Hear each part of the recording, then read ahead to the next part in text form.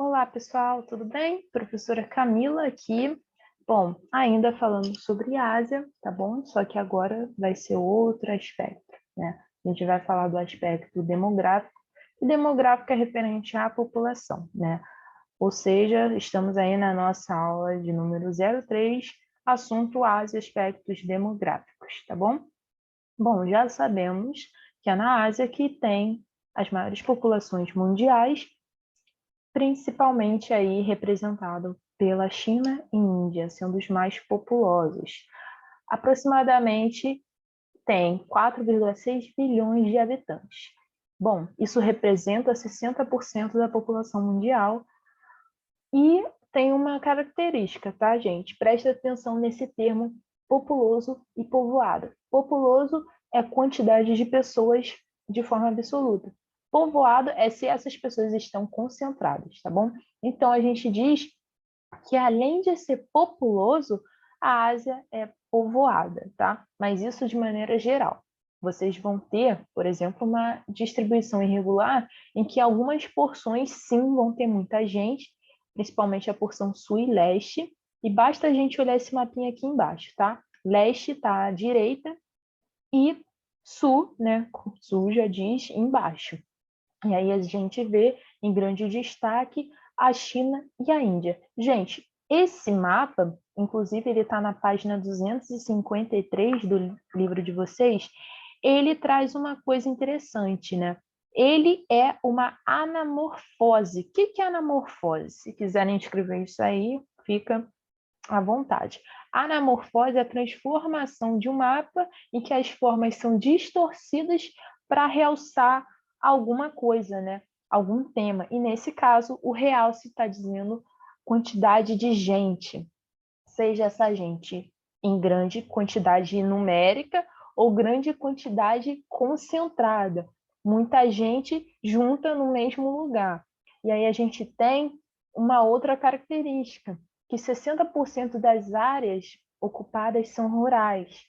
Isso a Ásia como um todo, né? A Ásia é muito grande. E uma taxa de urbanização de 2,4% ao ano. Professor, o que isso quer dizer? Que embora muita gente, né, mais da metade das pessoas estejam em áreas rurais, a tendência é que cada vez mais as pessoas vá, né, para as áreas urbanas, onde estão as cidades, né, com outros hábitos, enfim. Gente, um termo muito utilizado é o termo formigueiro humano. Primeiro observem, aqui é a China, aqui embaixo é a Índia e aqui é Tóquio. O que eles têm de características em comum? Muita gente, tal qual um formigueiro, né? Muita gente junta, circulando aí fervorosamente. Que basicamente quer dizer o seguinte: formigueiro humano são aglomerações desordenadas de pessoas se movendo para todos os cantos. Geralmente acontece em centros urbanos que estão lotados dessas pessoas, onde há uma grande concentração de contingente populacional, basicamente contingente de gente, né? Contingente, muitas pessoas. Os exemplos que a gente tem é Mumbai, Xangai, Tóquio e Seul, tá bom? Seul fica na Coreia do Sul. Bom, outros dados, né? O que isso reflete? O que um crescimento populacional, né, grande, em crescente, significa? Cara, quando não tem um planejamento, quando você não tem um controle, isso vai ser refletido em ter muita gente em situação de pobreza e baixa qualidade de vida. E lá na Ásia tem outro fator que só piora. Lá tem as maiores taxas de fecundidade. O que é isso? Se quiserem anotar, ficam à vontade. Taxa de fecundidade é quantos filhos uma mulher tem.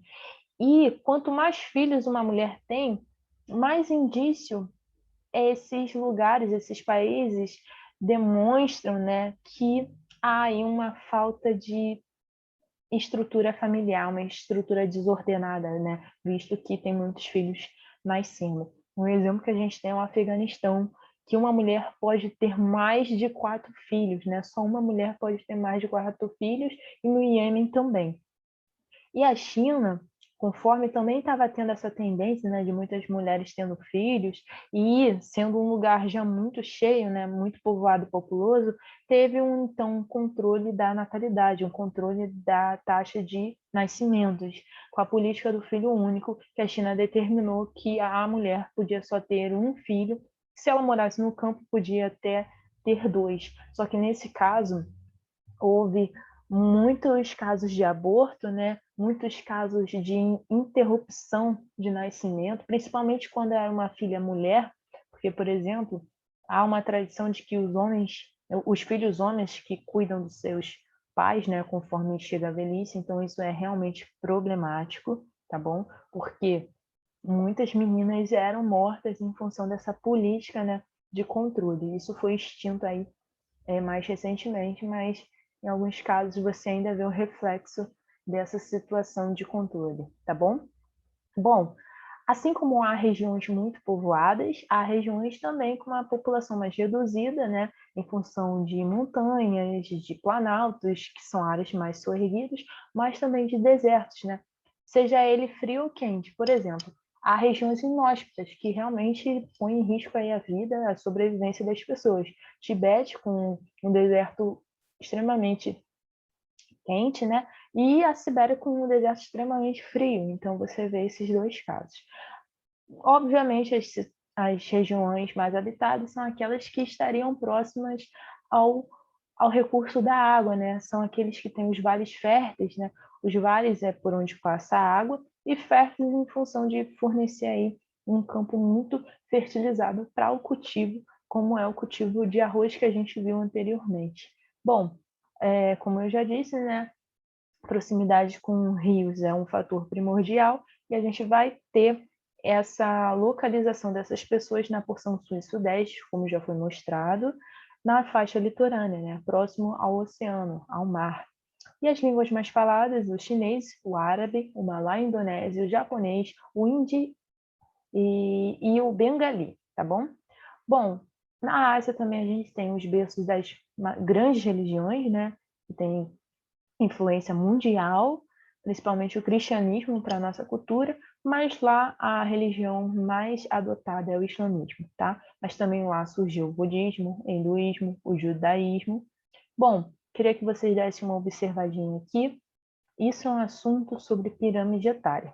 Aqui a gente tem como a população se distribui conforme a idade. Em azul é a população masculina, em rosa a população feminina.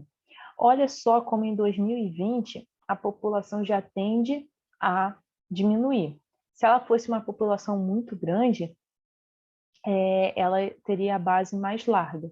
Porém, em alguns casos, essa população que nasce não consegue chegar aí, né, à velhice. Gente, isso aqui é uma média, tá? No geral, a Ásia apresenta, sim, acelerado crescimento demográfico, que isso reflete, né, numa grande quantidade de pessoas que nascem e uma redução aí também da quantidade de pessoas que morrem. Só que isso são casos à parte. É o caso do Japão, por exemplo, que a população lá está envelhecendo, né? Mas isso aqui é uma média, tá bom? Em muitos casos, até em função do que eu tinha dito, por ter muita criança nascendo, né, há um fator de desigualdade social.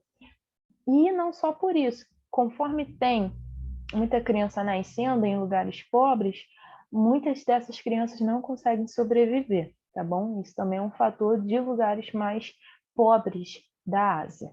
A gente tem também uma parcela muito grande de pessoas analfabetas, com exceção, né, do Japão e de Israel, que são povos mais instruídos, né, conseguem manter aí sua trajetória em escolas.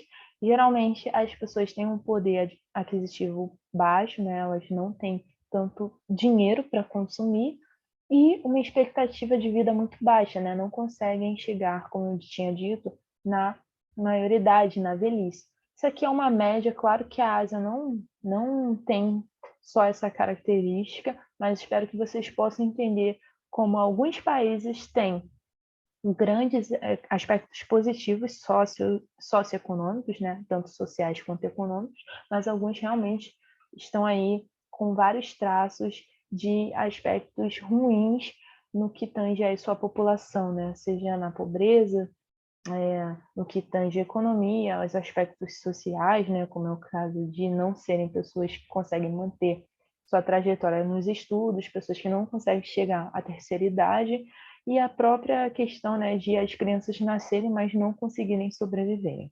Bom, eu espero que vocês tenham entendido, tá? Tendo alguma dúvida, fico à disposição, tá bom? Um grande abraço e até a próxima.